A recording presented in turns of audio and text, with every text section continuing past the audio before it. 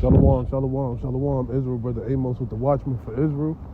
First and foremost, as we always do, we're going to give all praises, honor, and glory unto Yahweh, by Hashem Yahweh Shai.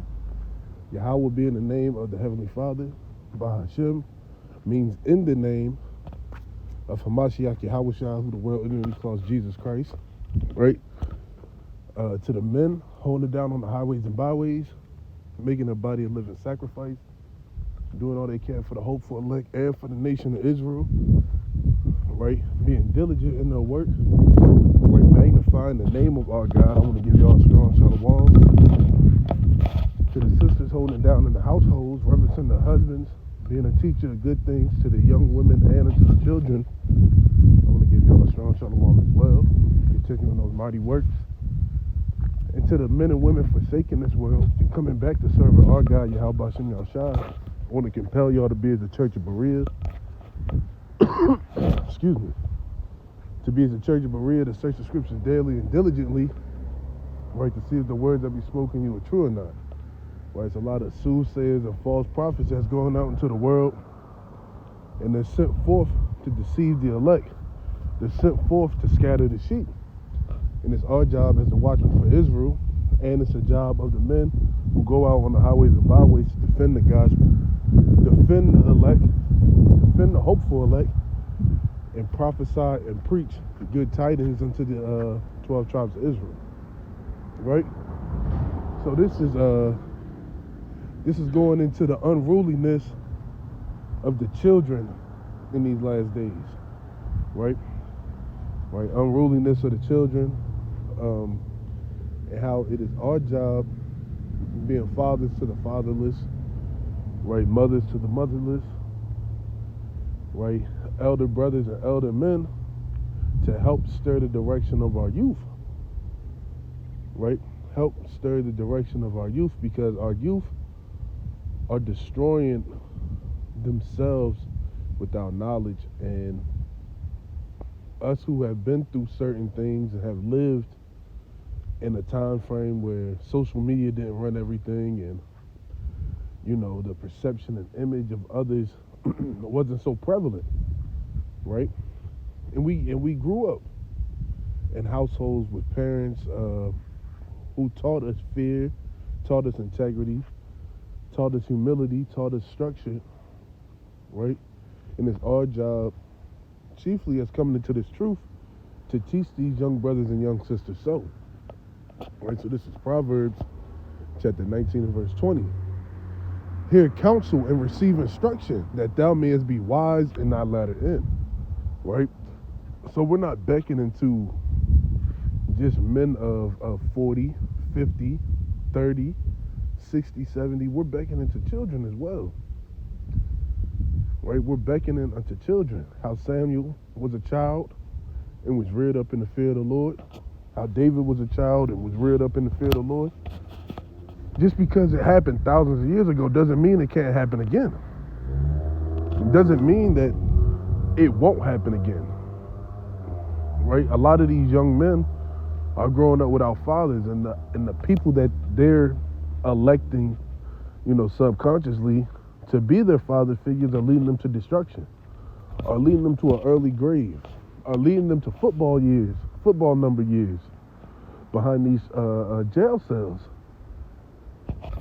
Right? So this is Proverbs 19 and 20 again. Hear counsel and receive instruction, that thou mayest be wise in thy latter end.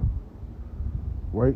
So it's our job to be the father figures to the fatherless, to give them the example to look up to, that everybody's not rich, everybody's not walking around with hundreds of thousands of dollars to spend on Louis Vuitton, Gucci, whatever these new age name clothes brands are.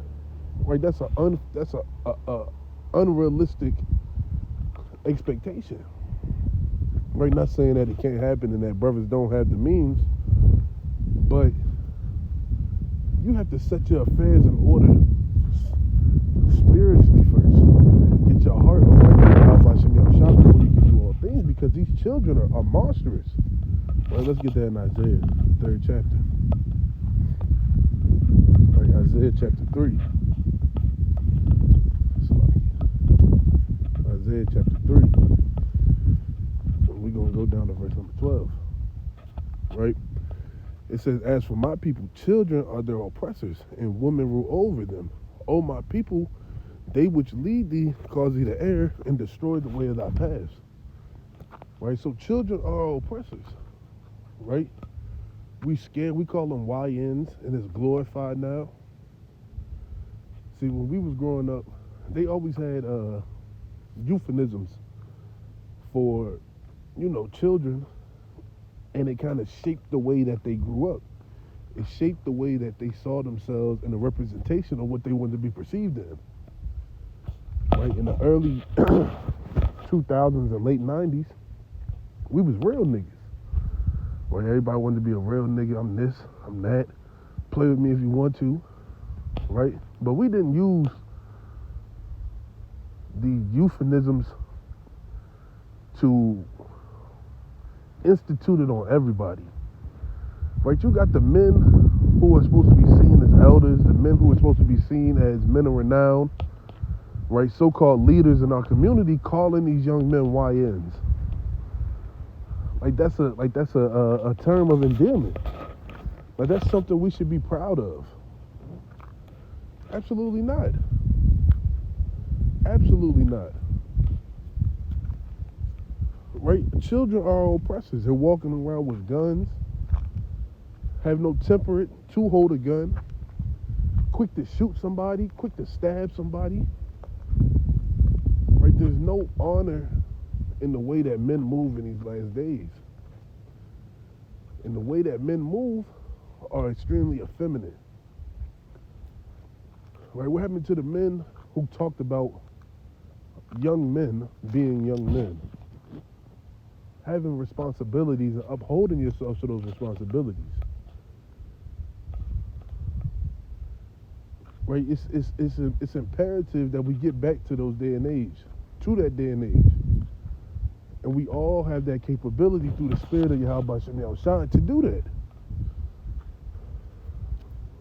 Right? We all have that capability. Right? We had the Big Brother, Big Sister program. We had the YMCA. We had, after school programs. We had dances. We had such things to keep ourselves and our bodies occupied. Right? But now, these young men and young women who are becoming of age don't have anything. They're resorting to being whores, men being sodomites and whorish men. Right? The honor and integrity is gone. The days of young men holding themselves up to a reputation is all gone. And it's our job as the prophets of the Lord, the men of the Most High, to lead forth that example. To lead forth and train up these children in the way that they should go. Proverbs. Right, we go to Proverbs chapter 22 and verse number 6. Right, Proverbs 22 and 26. Proverbs 22 and 6. Train up a child in the way he should go, and when he is old, he will not depart from it. There you go. When you train up a child in the way that he should go, right, he's not going to depart from it. Right? We use a lot of examples from sports, right? Because it's, a lot of us grew up playing sports. Right? That example from sports is you practice on your jump shot every day so that their form stays the same. Elbow in and break your wrist. Elbow in and break your wrist. Right? That's the thing we used to hear all the time when it came to shooting. Keep your elbow in and break your wrist. Right? Once you get out of that shooting habit, right, you'll never hit a jump shot. That's why you got men like Steph Curry shooting 3,000 jump shots a day. Right, you got men like Kobe Bryant who used to be in the gym 9 hours a day. Right, they train themselves up in the way that they should go. So with these young men and women, we have to train them up. We have to be the example they see. Right, not just on Saturdays and Sundays, but I'm sure some people that you may work with, young men or young women, you got to be an example to them, right? Not to chase after cheeks. Young ladies, not to chase after men who have money, right? We're leading them to the path of destruction when we don't set them up the way that they should go, right? And we're able to do that because we've been through things. We've seen the repercussions of not following the commandments. We understand the curses. We understand the outcome of not covering up for young women. Right? We understand the outcome for young men chasing after women. It leads them to death. It leads them to do something stupid. It leaves them with STDs that are incurable, that take their lives, being set up and robbed. Right? Having a heart play with it is no benefit. No benefit in the world if you're not following the commandments of the Lord. All right, let's go to Proverbs. I like to stay in Proverbs when they come to wisdom. All right, this is Proverbs. Proverbs chapter 15. We're going to start at verse number 16. Better is little with the fear of the Lord than great treasure and trouble therewith. So it's better to have some fear of the Most High, to have fear of Yahweh Shem Yahushai, right? To be taught to fear, right? To be taught how to serve the Lord, to be taught what it means to keep the commandments, to be taught what it means to understand the commandments. Then great treasure and trouble therewith. So it's better to fear the Lord and to have little, right? You don't got to be overly rich, walking around with hundreds of thousands of dollars, right? Than to have great abundance of substance, millions of dollars, but you always got to look over your back. You always got to worry about an op. You always got to worry about something that really doesn't benefit you. It's really hell and destruction and anguish. So I challenge all you young mighty men, you young women, to be that example of a young man or a young woman that you may know. Lead our children into the way of righteousness, as the Most High guided us unto people who led us unto righteousness through the Spirit. You be that example. Right, with that, I say shalom.